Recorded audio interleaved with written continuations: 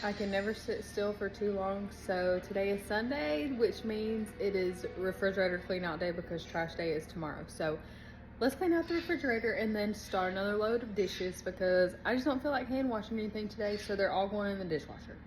Hopefully knock this out super fast, do all the laundry that's already done and just waiting on me. That way I can sit down and finish reading my book.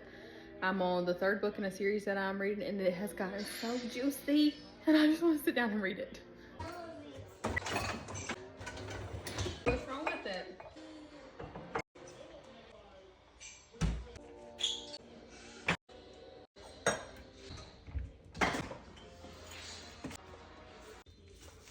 Eating a tomahawk for dinner.